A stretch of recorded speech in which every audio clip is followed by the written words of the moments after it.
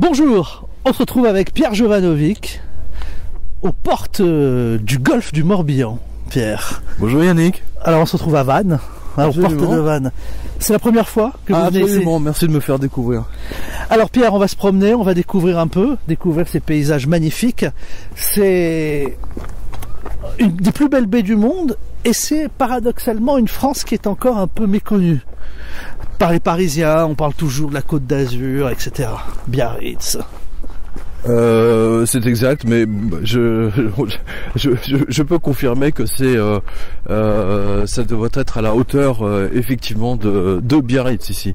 Mais peut-être que en fait, ce qui fait la distinction de ces régions, c'est la présence de grands hôtels. Par exemple, à Biarritz, il y a le Grand Palais, l'hôtel du Palais, ouais. De l'impératrice Eugénie. Sur la Côte d'Azur, il y a toute une série de 4 et 5 étoiles qui ont fait la gloire. Alors ici encore. Alors ici il n'y a pas de star. Non voilà, ici il n'y a pas de star de cinéma. Il y a des gens qui travaillent, qui connaissent, qui viennent se reposer ici. Et je pense que c'est la grande différence. Moi je peux faire ici. Hein. Alors Pierre, on est bien ici, on est totalement déconnecté de la situation du monde, de la situation économique, et pourtant on aimerait bien que la France et que notre économie se porte aussi bien que l'on puisse se porter ici quand on se balade aux portes du golfe du Morbihan. Écoutez, oui, c'est vrai que on a une impression de calme, que tout va bien. J'avais lu ça justement dans les mémoires d'un banquier de la Lehman Brothers, avant que la Lehman ne fasse faillite. Il se promenait dans Central Park et disait tout est calme, les gens se rendent pas compte de ce qui allait leur tomber dessus. Et c'est vraiment, c'est un peu ça. Hein, on est un peu dans la même situation.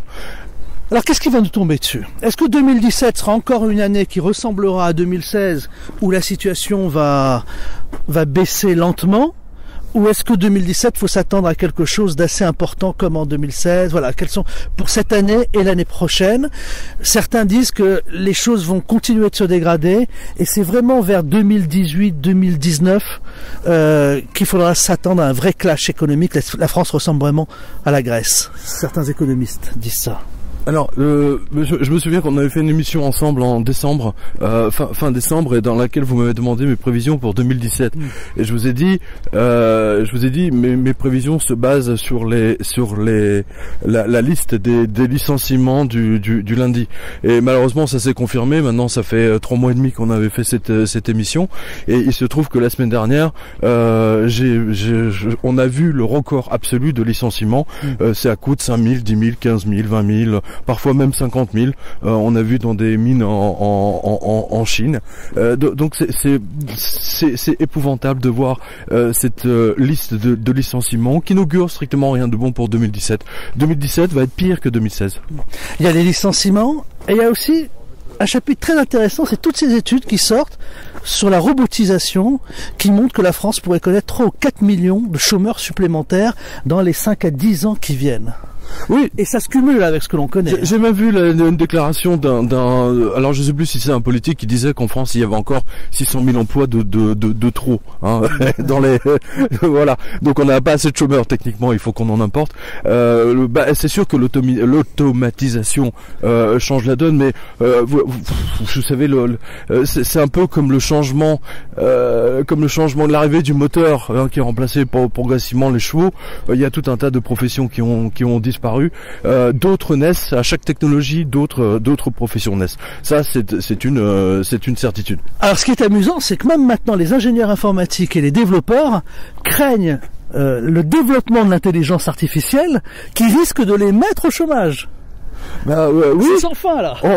C'est absolument sans fin. Mais peut-être que Barjavel avait écrit un livre très intéressant dans lequel il décrit une société hautement technologique, extraordinairement développée, et qui d'un seul coup est passé à l'arrêt. C'est-à-dire que les avions sont tombés du ciel comme des mouches, et tout s'est arrêté et ils sont revenus à l'âge de pierre, parce que tout fonctionnait à l'hydrogène. Et donc ça avait déclenché, comment dire, ça avait violer les lois de la nature. C'est ce que raconte Barjavel. Je ne sais pas si nous on est en train de violer les lois de la nature, mais en tout cas une chose est sûre, les banquiers eux ont violé les lois de la nature, puisqu'ils se prennent pour Dieu, hein, ils émettent de la monnaie, ils fabriquent des choses avec rien. Et seul Dieu, Dieu est techniquement, du moins en littérature, est capable de faire ça, hein, de créer à partir de rien. Jusqu'à présent, n'oubliez pas, l'économie reposait uniquement sur l'agriculture et sur les 4 saisons. Hein, faut jamais l'oublier. Voilà. J'aimerais qu'on parle de 666, justement. Tous les travaux que vous avez menés, à la fois dans 777, 666, dans tous vos ouvrages, à l'époque où les livres étaient sortis, il y a quand même quelques années, la disparition de l'argent, nul ne pourra échanger, ni etc. Vendre, ni acheter sans être marqué, acheter sans être... Voilà. Ouais. Tout ça, bon, c'était les prémices, mais ça semblait, on disait, on n'y est pas, c'est très loin. Aujourd'hui, on ne le dit plus. C'est ça qui est incroyable, puisqu'on parle de la disparition de l'argent liquide. Oui. Moi-même, maintenant, je vais chez des commerçants, même des petits commerçants, je sors un billet de 10 € pour un petit achat. Il n'y a plus de pièces, ils cherchent difficilement une pièce. On a perdu cette habitude, il y a les cartes sans contact maintenant. On y arrive à cette disparition de l'argent liquide. Mais justement, c'était dans le livre de 777. Je crois que c'est en page 45 ou 48. Enfin bon, peu importe. Où je rapporte les propos du directeur général de Visa Monde, la carte de crédit. Et le directeur général disait, de toute manière, à partir de 2012, ça coûtera beaucoup plus cher de payer en liquide que de payer en carte de crédit. Donc on voit bien que c'est un plan. On obéit à un plan qui a été développé depuis très longtemps par les banques et en particulier par ce qu'on appelle les 3 grandes, hein, Visa, Mastercard et American Express. Ils veulent un monde sans argent liquide où seuls Visa, Mastercard et Amex prennent leur dîme. Et ça permet bien entendu de sauver les banques de la faillite. Alors Pierre, dans vos ouvrages, vous avez démontré, tous ceux qui essayent de réfléchir un peu, on est tous d'accord, c'est un danger, il faut s'inquiéter de cette situation, mais à première vue, on est tous tentés de dire c'est formidable, plus d'espèces, tellement c'est pratique. Que dire aux gens pour les amener à cette étape supplémentaire, celle de l'inquiétude et de comprendre cette mise en cause de nos libertés? Là, techniquement, on est vraiment dans le texte de ce que rapporte Jean. Hein. Il dit que toute personne sera marquée par le nombre de la banque, hein, et que sans elle, vous ne pourrez de la bête. Enfin, c'est la banque. C'est la banque qu'on ne pourra ni vendre ni acheter, et que si vous refusez d'être marqué, vous serez mis au banc de la société, ou vous serez même tué, hein, socialement. Qu'est-ce qui se passe aujourd'hui? Socialement, si on n'a plus de compte en banque, voilà. Aujourd'hui, hein. Si vous n'avez plus de carte de crédit, vous êtes socialement mort, hein, parce que vous ne pouvez même pas aller sur. Enfin, maintenant, il existe des solutions alternatives avec des processeurs de cartes, mais c'est à des montants quand même somme toute limités. Mais dans l'absolu, aujourd'hui, si vous cherchez un travail, par exemple, et que votre employeur voit que vous êtes interdit de checker, vous êtes très très mal. Voilà. Voilà. Mais c'est surtout, ça permet aux banques de garder vos économies par devers elles. C'est le plus grand détournement détournement d'argent de l'histoire, en fait. Alors la banque, à la fois garde des économies, ça permet également à l'État de savoir exactement ce qu'on fait, de nous contrôler. Mais il y a privation totale de liberté. Y compris dans l'achat de notre baguette de pain, maintenant. On saura exactement que tel jour vous avez acheté telle baguette, tel médicament, que vous avez été voir telle pièce de théâtre, ou que vous avez acheté 2 billets ou vous avez fait un don à un parti politique. Enfin bref, vous n'avez plus aucune liberté. Plus personne n'a de zone opaque, on va dire. Voilà. Et c'est ça la plus grande privation de liberté. Le gouvernement peut le gouvernement et la banque surtout vous suit à la trace. Ouais, ça fait. On parle de privation des libertés, pourtant. Il faudra montrer aux gens qui nous regardent en ce moment où nous sommes, face à quoi nous sommes. Voilà. On a envie de s'y promener là, de prendre un bateau y a un et de partir. Grue, là. J'ai une grue, je crois, là-bas. Ah oui. Voilà, donc on est aux portes du golfe du Morbihan avec Pierre Jovanovic et ses bateaux. Alors Pierre, j'avais envie... que faites-vous en ce moment? Vous préparez votre prochain livre? En fait, j'ai un prochain livre qui va sortir d'ici. C'est pas vraiment on va dire c'est plus un livre à quatre mains. On va dire ça comme ça. C'est justement sur le fait que les artistes voient l'avenir et qu'ils sont capables de le décrire à leur façon. Les artistes, les musiciens, voilà, c'est ça, bien sûr, le Léonard de Vinci, voilà, ils sont capables de décrire le futur à leur façon. En fait, les artistes sont des médiums, mais ils ne le savent pas. On va dire ça comme ça. Et est-ce que vous avez vu dans l'histoire, évidemment il y a Jules Verne, hein, l'exemple qui revient le plus fréquemment, mais des artistes, des chansons, des livres écrits 50 ans ou 100 ans avant une invention, un fait? On a en particulier, enfin en mémoire, la chose la plus troublante qui m'arrive à l'esprit, en fait, c'est ce roman qui décrivait un paquebot qui était similaire à celui du Titanic, avec le même nombre de cheminées, avec quasiment la même longueur à quelques centimètres près, et c'est un roman qui avait été publié à peu près 10 ans ou 5 ans avant le lancement du Titanic sur les flots, et ce roman décrivait comment cet insubmersible a fini par heurter un iceberg et couler. Donc on voit bien que les artistes, les écrivains ou les musiciens certains du moins sont capables de voir le futur et qu'ils décrivent comme un roman. Dans l'imagination de ces artistes, c'est l'imagination où il y a une onde divine qui arrive, et qui les inspire et qui leur montre cette photographie. Je pense qu'il y a une forme de photographie, hein, de voir le futur. C'est difficilement explicable aujourd'hui. C'est difficilement même compréhensible. La plupart des gens vous disent non, on peut pas voir le futur. Pourtant, que fait Wall Street? Regardez ce qu'ils ont fait, l'évolution de la technologie. Entre l'agent de change avec son petit bout de papier dans la corbeille, vous vous souvenez de ça, à la bourse de Paris et ailleurs à Londres. Et aujourd'hui, vous avez la HFT, vous avez ces high frequency tradings où ils sont capables de vendre en nanosecondes. En nanosecondes, ils sont capables de vendre 10 millions d'actions et de la racheter dans la nanoseconde suivante. Et qu'est-ce qu'ils essayent de faire? Quand vous lisez les mémoires de tous ces traders, de tous ces comptes, ils doivent prévoir l'avenir.